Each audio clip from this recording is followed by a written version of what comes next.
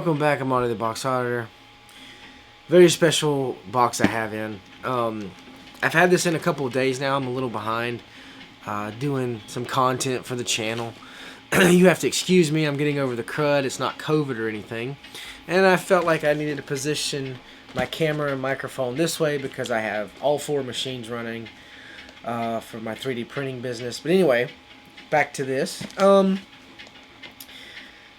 This individual that this item, I guess, represents is someone that impacted my life growing up. Now, what I mean by impacted, I'm obviously not like this person that I'm fixing to show you what this item is based around. I'm obviously not. I remember staying home from school, and if you grew up in the 80s and 90s and you stayed home from school, you didn't go outside. You stayed inside, and you watched whatever your mother was watching on TV, from Maury Povich to soap operas to Oprah. I think even Jerry Springer, Jane Whitney, all these talk shows, and you were forced to watch it. Like, you couldn't go outside and play. You couldn't go to your room and play. If you stayed from school, it was like no fun at all. And some of my 90s people will know what I'm talking about. I remember exactly watching, I believe it was Jane Whitney. I stayed home from school. My mom watched Days of Our Lives, all these talk shows, but I remember this one specifically because the person they had on there was like brutal. Now, mind you, in '93, we didn't have the internet. We didn't have Spotify. If I had to watch a video or if I got the chance to watch MTV, I didn't have the choice to bring it up and watch it, listen to it, play it like we do now. So I never got to listen to this individual's music other than what was on the Jane Whitney show. But this person fascinated me. Very violent. I mean, you can Google it or YouTube it. I would play the clip, or I will edit it in this video, but I'm probably not going to do that, just for the simple fact I'm lazy and I don't feel like editing it. I may just drop the link and you can click on it and go watch it. But it's an interview with Gigi Allin. Gigi Allin was the underground rock and roll, grunge, punk. I don't know. The dude was crazy. Marilyn Manson didn't hold a candle to this guy. I don't think anybody ever held a candle to what he did to people on stage. He assaulted them, he raped them, he beat them up, he threw shit on them, he threw blood on them. The guy was just out for straight, savage, brutal, somewhat murder. So I was drawn to him as a kid because I was like, man, this guy is fucking insane.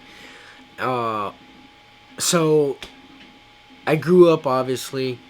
I never forgot him. He always stayed in the back of my head. But as technology grew and I grew, I was able to YouTube. I was able to go to Spotify. And actually, one of his songs, The Outskirts of Life, was really good. And another one that he did, Bite It, You Scum, was really good. The rest of his music was crazy. He had a few other ones. But Gigi Allin somewhat impacted my life because later on I grew up and I started listening to him. I started YouTube. Now, I did not agree with the assaults, the rapes, and all that shit. Obviously, I'm not glorifying him, but I am somewhat of a fan of his music and the way he had an outlook on life.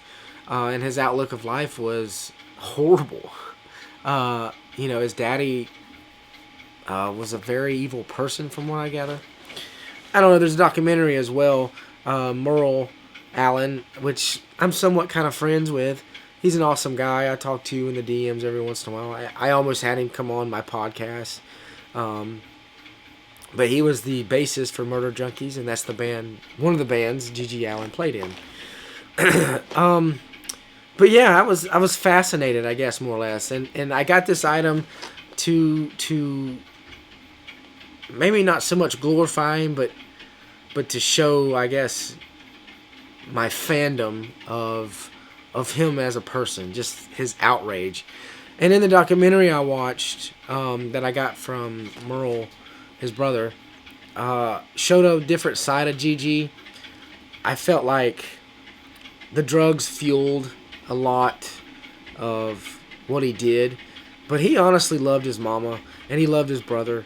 He was definitely a different guy off stage, but like all artists, rock and roll musicians, actors, it's all really a stage. I mean, come on.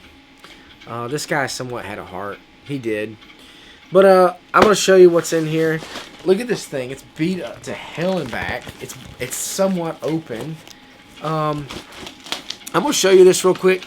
I've been wanting a SikRik mask. If you don't know who SikRik is, he's an awesome dude. You can go like his page. I'll give you the link and everything. I'll leave it below. But I've been eyeballing this mask for a very long time. SikRik makes a lot of awesome masks. He hand designs and paints them. And I've been wanting one in my collection. Now, this is not a mask that you can wear. More or less, it's like a head bust mask. But he does make a mask that's wearable of Gigi Allin. And here it is, SikRik. I did talk to Rick today and told him if he could make Doe. I don't know if you know Doe, but he was the cult leader of Heaven's Gate. He did the mass suicide in 1997 for, I think it was Halley's Comet, Hellbop or something like that. But I would love to have his mask, his head bust mask. Weird, I know. I don't typically, which he wasn't really a murderer. He was more or less just a stupid religious cult leader. And I normally don't particularly glorify these type of people, but I am interested in what they do. And I always thought maybe that'd be cool to have a Doe mask. If you don't know what Heaven's Gate is, go Google it and you'll see the crazy dude. Anyway, on to the show. SikRik Mask. SikRik. Rick does an awesome job. I love his style.